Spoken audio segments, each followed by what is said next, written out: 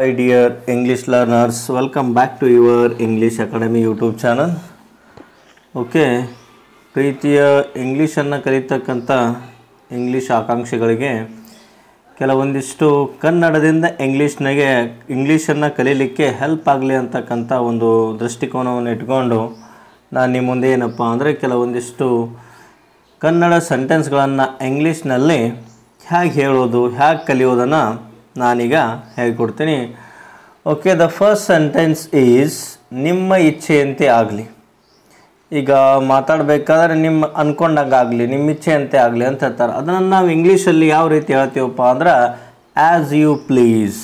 Okay, this is first sentence.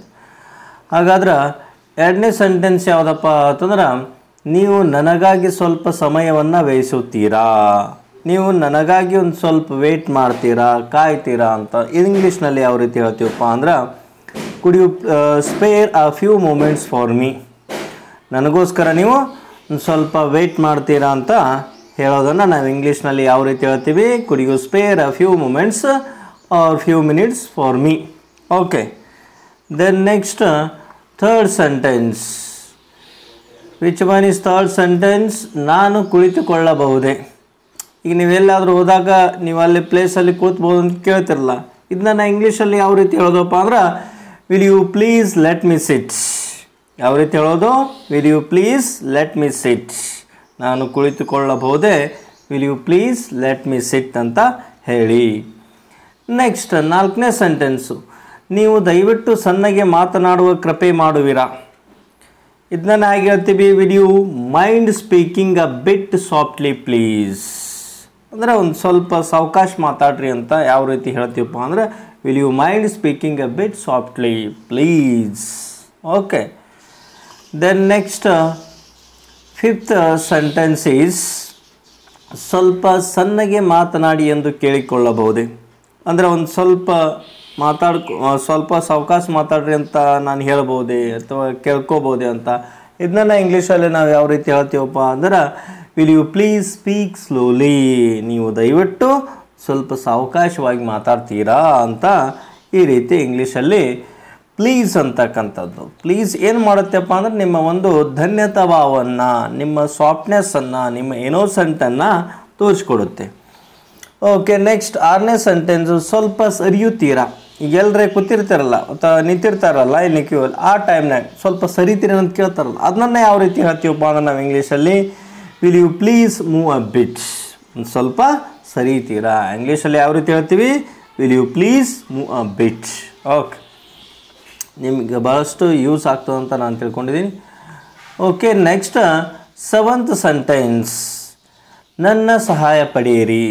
ಯಾರೋ ಏನು ಹೇಳುವಾಗ ನಮ್ಮ ಪ್ರಾಬ್ಲಮ್ ಇದ್ದಾಗ, ಇಲ್ಲ ನನ್ನ ಹೆಲ್ಪ್ ಮಾಡ್ತೀನಿ, ನನ್ನ ಸಹಾಯ ಪಡೀರಿ, ನನ್ನ ಹೆಲ್ಪ್ ತೊಗೊಳ್ರಿ ಅಂತ. ಅದನ್ನ ಇಂಗ್ಲೀಷಲ್ಲಿ ಯಾವ ರೀತಿ ಹೇಳ್ತೀವಪ್ಪ ಅಂದ್ರೆ ಲೆಟ್ ಮೀ ಹೆಲ್ಪ್ ಯು. ಏನಂತ ಹೇಳ್ತೀರಿ? ನನ್ನ ಸಹಾಯ ಪಡೆಯಿರಿ, let me help you. Okay, next ಎಂಟನೇ ಸೆಂಟೆನ್ಸ್ ಏನಪ್ಪ ಅಂದ್ರೆ ನನಗೆ ಮಾತನಾಡಲು ಅನುಮತಿ ಕೊಡುವಿರಾ. ಇದನ್ನ ಅಂದ್ರೆ ಎಲ್ಲರಿ ಈಗೊಂದು ಫಂಕ್ಷನ್ ಆಗಲಿ ಅಥವಾ ಯಾವುದರ ಒಂದು ಸೆಮಿನಾರ್ದಲ್ಲಾಗಲಿ ಮಾತಾಡ್ಲಿಕ್ಕೆ ಅವಕಾಶ ಕೊಡ್ತೀನಿ ಅಂತ ಕೇಳ್ತಾರಲ್ಲ, ಅದನ್ನ ಇಂಗ್ಲೀಷಲ್ಲಿ ನಾವು ಯಾವ ರೀತಿ ಹೇಳ್ತೀವಪ್ಪ ಅಂದ್ರೆ will you please permit me to speak. ಯಾವ ರೀತಿ ಹೇಳ್ತೀವಿ? ನನಗೆ ಮಾತನಾಡಲು ಅನುಮತಿ ಕೊಡುವಿರಾ. In English will you please permit me to speak. Okay, next ಒಂಬತ್ತನೇ ಸೆಂಟೆನ್ಸು ಯಾವ ರೀತಿ ಇದೆ ನೋಡೋಣ. ಇವೆಲ್ಲ ನಿಮ್ಮದೆಂದೇ ಭಾವಿಸಿ. ಇದೆಲ್ಲ ನಂದಲ್ರಿ, ಎಲ್ಲ ನಿಮ್ಮದೇ ಅಂತ ಹೇಳ್ತೀವಲ್ಲ, ಅದನ್ನ ಇಂಗ್ಲೀಷಲ್ಲಿ ಯಾವ ರೀತಿ ಹೇಳ್ತೀವಪ್ಪ ಅಂದ್ರೆ ಇಟ್ ಈಸ್ ಆಲ್ ಯುವರ್ಸ್. ಇದೆಲ್ಲ ಯಾರ್ದು? ನಿಮ್ಮದೇ ಅಂತ ಇಂಗ್ಲೀಷಲ್ಲಿ ಇಟ್ ಈಸ್ ಆಲ್ ಯುವರ್ಸ್ ಅಂತ ಹೇಳ್ತೀವಿ.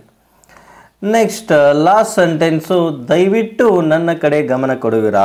ನನ್ನ ಕಡೆ ಒಂದು ಸ್ವಲ್ಪ ಗಮನ ಕೊಡ್ತೀರಿ ಅಂತ ಕೇಳ್ತಾರಲ್ಲ, ಅವಾಗ ಇದನ್ನ ಇಂಗ್ಲೀಷಲ್ಲಿ ಯಾವ ರೀತಿ ಹೇಳ್ತೀವಪ್ಪ ಅಂದ್ರೆ ನಾವು may I have your attention please. Okay, ಯಾವ ರೀತಿ ಹೇಳೋದು? May I have your attention please. ಈ ರೀತಿ ನಾವು ಇಂಗ್ಲೀಷಲ್ಲಿ 10 ಸೆಂಟೆನ್ಸನ್ನು ಪ್ರತಿನಿತ್ಯ ನಾನು ನಿಮ್ಮೊಂದಿಗೆ ಇರ್ತೀನಿ. ಆ ರೀತಿ ಕಲಿಯೋಣ ಅಂತ ಹೇಳ್ತಾ, ಓಕೆ, ಮತ್ತೆ ಮುಂದಿನ ಒಂದು ವಿಡಿಯೋ ಕ್ಲಾಸಲ್ಲಿ ಮತ್ತೆ 10 ಸೆಂಟೆನ್ಸನ್ನು ನಾನು ಕನ್ನಡದಿಂದ ಇಂಗ್ಲೀಷನ್ನು ಕಲಿಬೇಕನ್ನೋರಿಗೆ ನಾನು ತಗೊಂಬರ್ತೀನಿ ಅಂತ ಹೇಳ್ತಾ, okay bye, see you in the next video class.